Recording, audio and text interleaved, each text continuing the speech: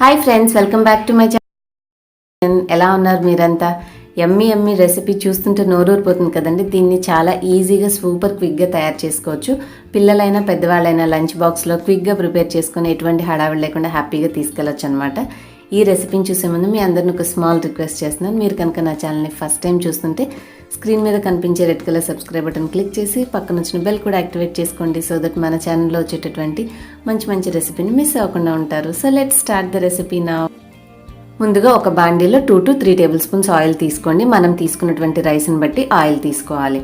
దీంట్లో ఆవాలు జీలకర్ర వేసి వేయించుకోవాలి. ఆవాలు జీలకర్ర మనకి చిటపటమన్న తర్వాత దీంట్లో కొంచెం శనగపప్పు అలాగే మినపప్పు కలుపుకోవాలి.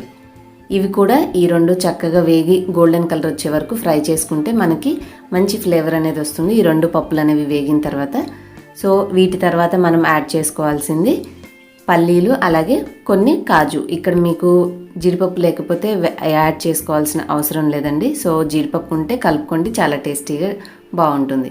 సో పల్లీలు కూడా కాస్త గోల్డెన్ కలర్ వచ్చే వరకు ఫ్రై చేసుకొని ఒక 2 పచ్చిమిర్చీలు తీసుకొని కలుపుకోండి. పచ్చిమిర్చి వల్ల కూడా మనకి పులిహోరలో మంచి టేస్ట్ అనేది వస్తుంది. పచ్చిమిర్చి వేగిన తర్వాత ఒక 2 ఎండుమిర్చీలు అలాగే కాస్త కరివేపాకు వేసుకొని కలుపుకోవాలి. మనం పచ్చిమిర్చి కరివేపాకు వేసినప్పుడు నూనె బాగా చిందుతుంది, చేతి మీద పడుతుంది. కాబట్టి కొంచెం జాగ్రత్తగా, కాస్త కొత్తగా నేర్చుకునే వాళ్ళైతే కొంచెం దూరంగా ఉండండి. అవి చిటపట అని ఆగిన తర్వాత కలుపుకోండి. ఇప్పుడు ఇందులో ఒక 1/2 టీ స్పూన్ పసుపు వేసుకొని బాగా కలుపుకోవాలి. పసుపు మీరు నూనెలో వేసుకోవడం వల్ల అన్నానికి చక్కగా కలర్ అనేది మంచిగా పడుతుంది అనమాట. ఇప్పుడు మనం పక్కన ఉంచుకున్నటువంటి చల్లారినటువంటి వేడివేడి అన్నాన్ని ఈ విధంగా కలుపుకోవాలి. అన్నం వేడిగా కలిపితే ముద్దగా అయిపోతుంది. కాబట్టి వండిన అన్నం కొంచెం చల్లార్చుకున్న తర్వాత ఈ విధంగా మీరు ఈ ఆయిల్లో వేసేసి ఒకసారి కలుపుకోండి. తర్వాత అన్నం చూసుకొని సరిపడా ఉప్పు అనేది వేసుకోవాలి.